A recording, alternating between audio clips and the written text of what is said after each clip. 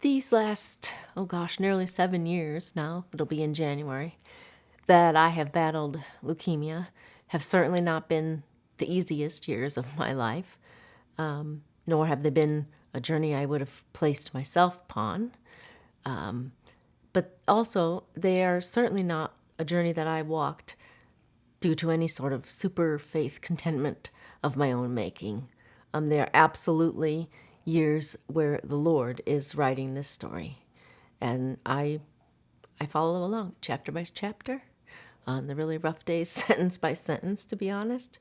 Especially these last 2 years with the graft versus host, which, by the way, is the graft is my donor cells.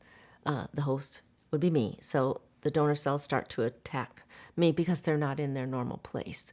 And it was in my eyes and my mouth and just in general, physical attack, if you will.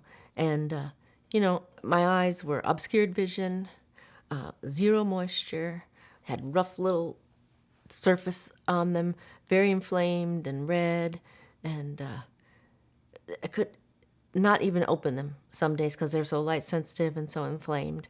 And when I did open them, I couldn't stand really to leave them open. Clearly, I still have a problem with that, so please excuse me for how often I close my eyes while I do this. But in addition to the eyes, there were sores in my mouth, my throat, down my esophagus, that even just a drink of water would feel like a swallowed fire or something, and totally dry in there as well as in my eyes. And just, I was so physically weak from the overall attack that crossing the room was really an effort. And so you can see that, the sheer physical effort it took to just get through a day was a lot.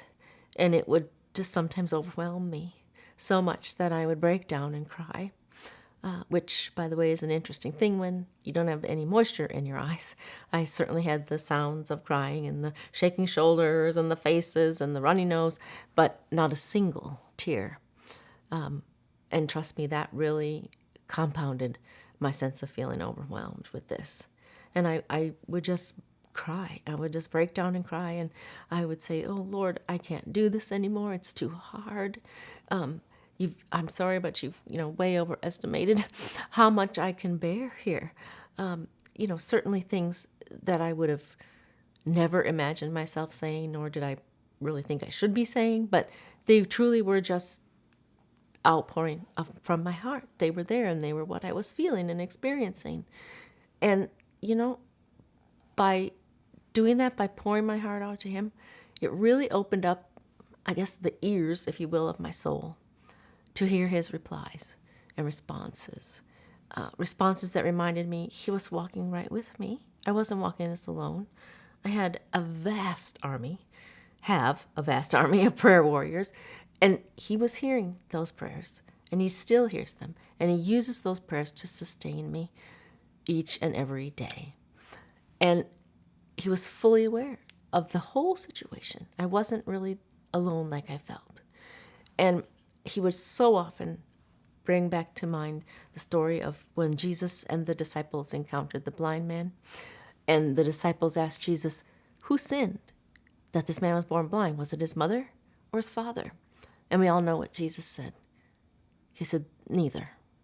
This happened that I might be glorified. And by those precious reminders from him, I got to the point where I could say, okay, this is beyond my control. I can't stop it. I can't change it. I don't like it. It's hard, but it's here. And I was then able to say, yes, Lord, this is what it is. And it is well with my soul. Now, that didn't remove the difficulties. It didn't remove the leukemia. I still am battling it. But it enabled me to have a really strong hope. A hope that I could cling to each and every day by looking for joy in that day, which fuels hope. And I can cling to that. And I could press on. And, the Lord is still writing this story. It isn't finished. I'm going to resume the treatments of my eyes in Dallas soon. because I had to stop them during this latest radiation. We won't know for a few months if this radiation worked this time or not. So, and even if it is gone, when or if is it going to come back? So a lot of uncertainties. But I can be and am certain of this, that I find joy in each day so that I can cling to hope, and I'm able to say, it is what it is, and it is well with my soul. God bless you all. Cling to hope every day. Thank you.